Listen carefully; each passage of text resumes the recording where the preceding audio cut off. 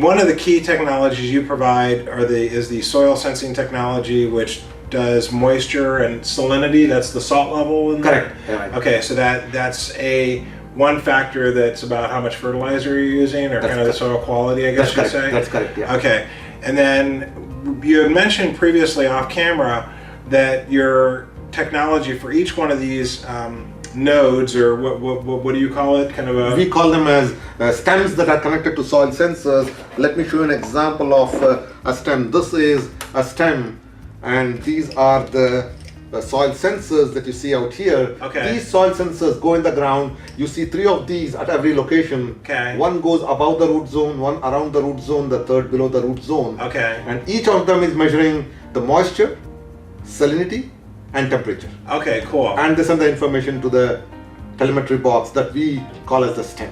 Okay, so then the stem communicates to your base unit that aggregates the data across all the different stems that are on a farm. That is exactly right. Okay, but you mentioned to me that each stem is also capable of supporting other sensors. That is exactly right. So talk to me a little bit about that. So this soil sensors that you see out here are our initial entry point into this market. Yes. At the same time, we have made this platform extensible so that you can add other sensors. We recently added a pressure sensor to this platform.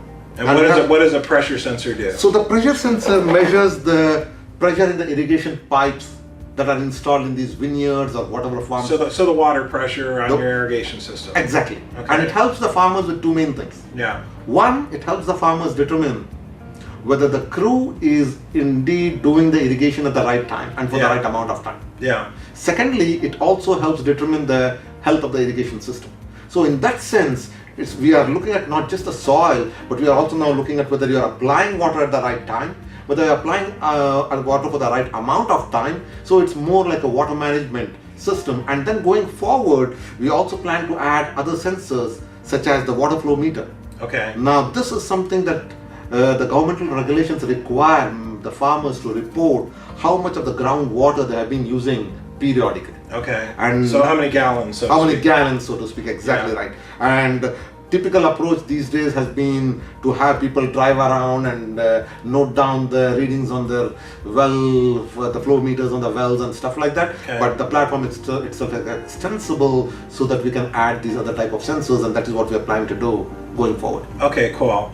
So all this data comes out of the ground and from the water pipes and all this good stuff, and then it gets sent up to the cloud, and then how does the farmer view that data? So again, what we do is we have our machine learning algorithms in the cloud tailored for agriculture. Yeah.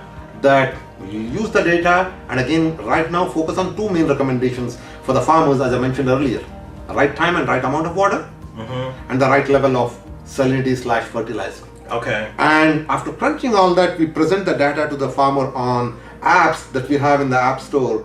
Apps such as there is a Grow Guru app in the App Store. Okay. On the iPhone, iPad, and we also have a web application. So as soon as the farmer logs in, he will be able to look at the different locations on this site, and everything is okay. So if you see here, the yellow things indicate to him something is not okay. Okay. And the farmer has to take action for the yellow or the red things. Okay. And to determine the actions, the farmer can click on this and he will see what actions he has to take as part of the recommendations that we provide to the farmer right out there. And your kind of machine learning, artificial intelligence system determines if it's red, green, or yellow. That is exactly correct. Okay. All right, cool. And we also work with the farmer to do that. Sometimes there are some farmers that we have seen who are very tech savvy, who are like, I understand my system, I understand what the data is, and then we work with them to tweak the system so that they get the alerts and recommendations and the red, yellow, green, all that stuff.